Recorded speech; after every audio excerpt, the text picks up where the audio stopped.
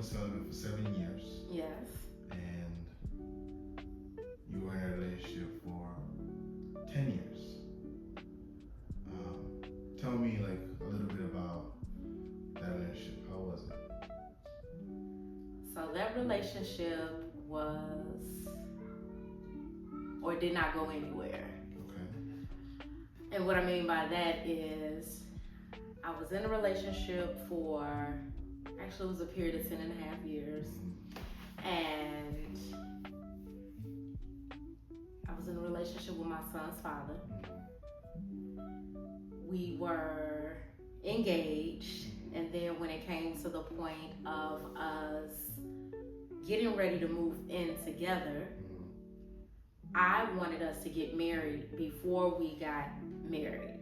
I mean, before we actually moved in, because I didn't want to shack. I felt like I had been with him for long enough, for 10 and a half years. Long enough to be with anybody, to not have to shack with anybody. So... And, okay, so you mentioned, so but then did you ask for marriage like towards the end or in the beginning? In the beginning of the relationship, I didn't ask for marriage. Okay. It's not until, I want to say after my son was born, after our son was born, that I started leaning more towards marriage. Okay. Because I knew that we had created a child together and time was continuing to pass, and I'm like, hey, okay, all right, clock is ticking. Let's solidify this. So that's how that went. Now, if you had a chance to redo it, would you do it the same way? If I had a chance to redo it, would I do it the same way? That's a great question. I would not do it the same way. Why? I would not do it the same way because I now know that I will not go more than a year without knowing where it's going to lead to. If my end goal is marriage, I need to know up front if that person is on the same page with me. When do you think did you have that mindset shift to think that that's how you want to do it from there? Like, what happened till you learned that? What happened when I learned that part of wanting to get married was when I realized I'm committed, I'm loyal, so I figured, what's the problem? You know, let's go ahead and do it. But it's... Sorry, the question is, when did you realize that doing it in the upfront way or dating for marriage was the better way to do? Like, what happened to you realize that? It's not until I chose to end the relationship with my son's father that I realized any relationship going forward, I'm setting an upfront contract. Do you think most people do that? I do not believe most people do it. Why? Because some women are just looking for play. Some are looking for a man to fill the void. So they'll just the woman will just go with the flow of the man and not really set any expectations. Why do you think they would do that though? Like, why would a woman, like, what causes a woman just to want to play? Is it age? Is it the society? What is it?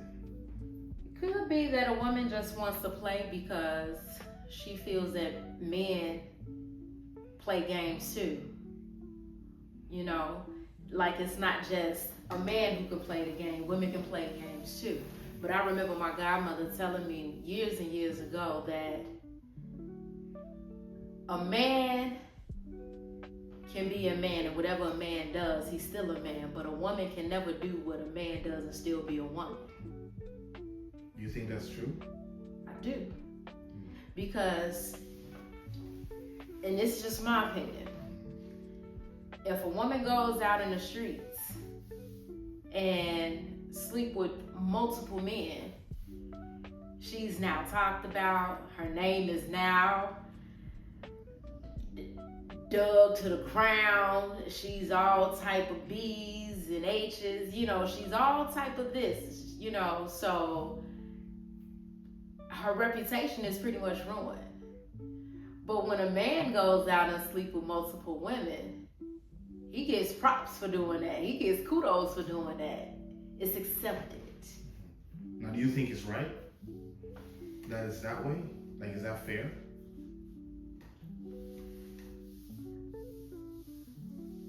I do not think that it's fair that it's viewed like that, because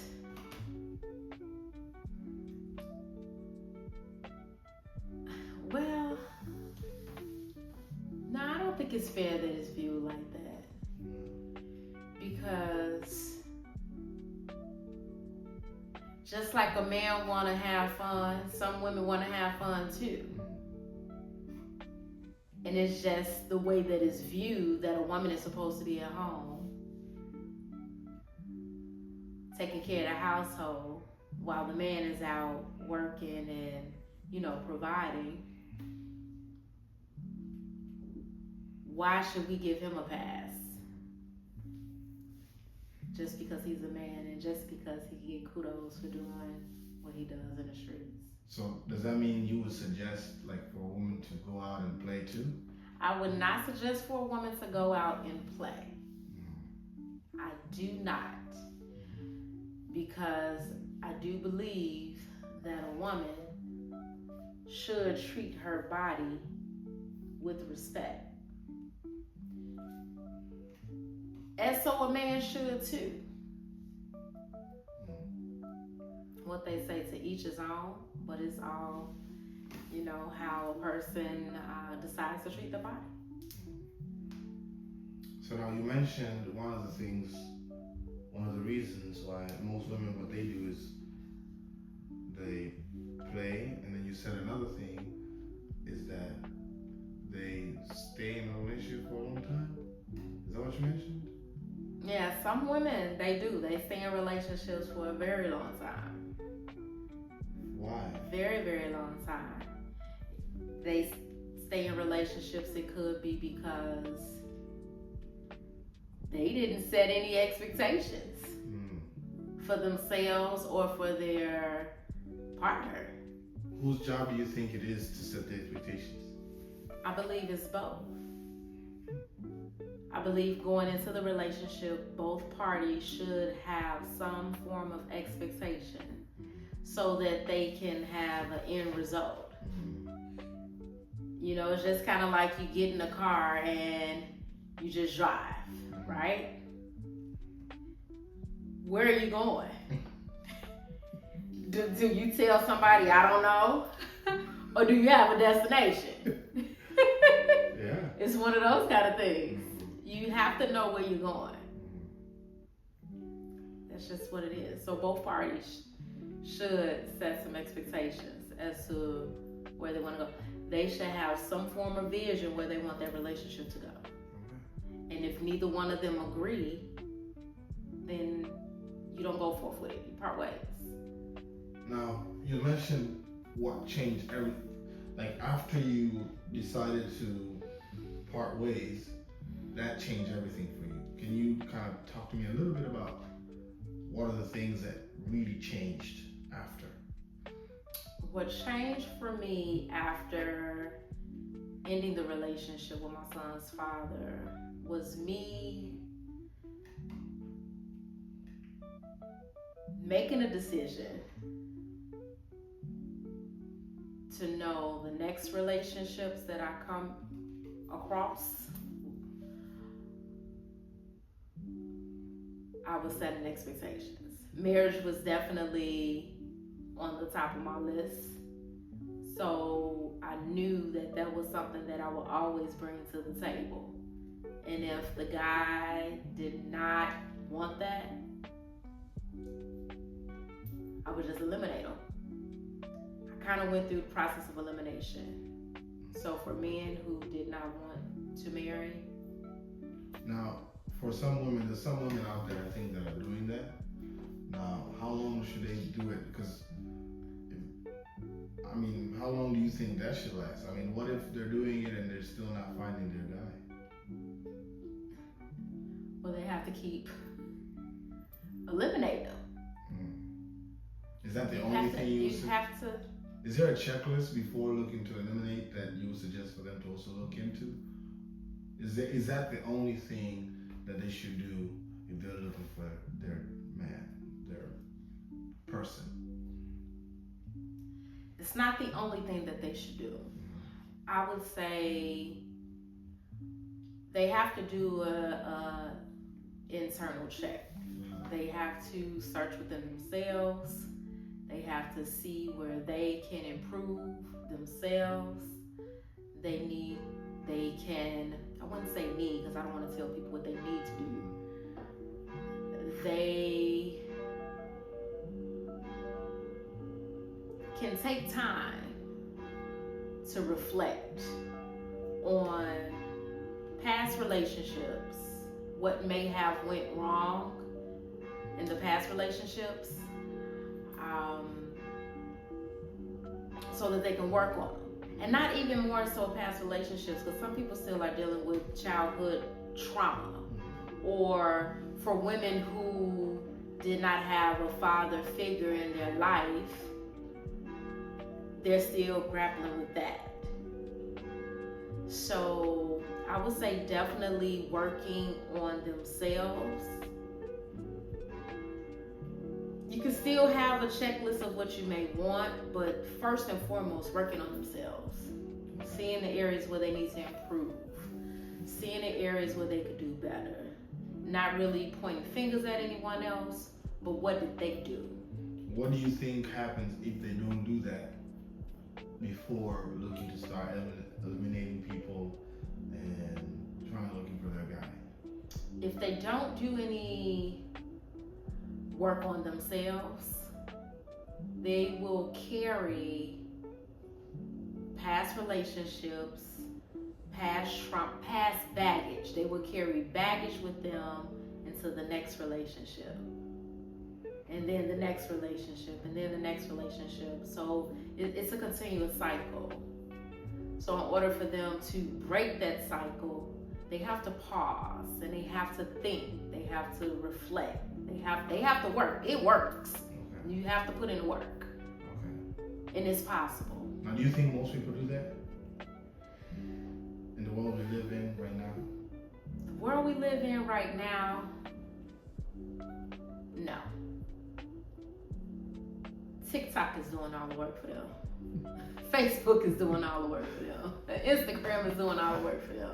YouTube is doing all the work for them. So no, they're not really willing to put in the work because they're so distracted.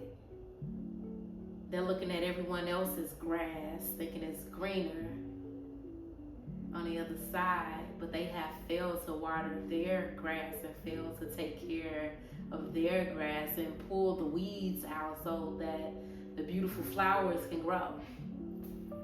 So no, they're not taking the time to work on themselves. Okay. Now, tell me a little bit about some habits. Some habits that you think, once you start having those habits in your daily routine, they got you to attract and retain the man that you want.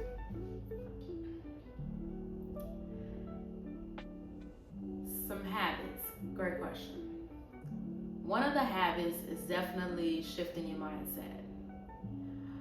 Working on your mindset. Positive affirmations. Talking to yourself. Oftentimes when people hear other people talk to themselves, they think they're crazy. That's the whole lingo. Oh, they crazy. She talking to herself. You better be talking to yourself. Somebody better be talking to you. So, and if someone is talking to you, it needs to be you. You have to encourage yourself. You have to speak positive, great things to yourself, because if you don't, who else can you rely on to do that? We can't rely on social media. We can't rely on our friends, parents, husbands, boyfriends, whoever, whatever. You can't rely on that. So definitely, step one is working on your mindset, and that is with positive affirmations. Another habit, reading. Not only do you speak positive affirmations to yourself, you can read positive affirmations to yourself. For me, I read the Bible. Lot of positive affirmations in it. And so reading those positive affirmations helped me to shift my mindset. Also, writing positive affirmations. There's a scripture in the Bible that talks about writing a vision, making it plain. And so for me, I would write positive affirmations over and over and over and over and over again. Even if I didn't yet believe it, I still wrote it because I understood the power of writing, the power of speaking, and the power of reading. So you have the speaking, the reading, and the writing. Those are habits that people can do right now. So easily, I'm gonna say it's easy because I don't like to say hard. Now, people have distractions, but you have to make the time. You have to find the time. So those are at least 3 habits that I know work. Okay. Let's just say that someone that's already have those habits, that person is reading every day, that person is talking to herself and giving herself positive affirmations, that person is writing positive affirmations, and they still don't have a man, and they want to have a man, they want to have someone that they can spend their life together, they want a partner. What would you suggest for them to do? You have to know what it is that you are speaking, what you are reading, and what you are writing. Believing in it. Because at one point, even though I might not have believed what I was speaking, reading, or writing, eventually with the repetition, I start believing it. I start knowing it. Like, I know this is going to happen. So I would say for that person who has done all of that, the reading, the writing, the speaking, you have to believe, you have to know, you have to stand on what it is that you want. And you have to be willing to wait. No matter how long. You say how long? No matter how long. You have to be willing to wait. What it says, there's a saying, good things come to those who wait. You have to wait. I can't tell you how long, but you have to wait. I can say for me, my waiting period, it was a long time. However, it was a great waiting period because it allowed me to work on me, and it allowed me to get prepared for my current husband. You just have to wait. See you bye, Joe. See you in the next video. All right, stay blessed by the best. See you next video.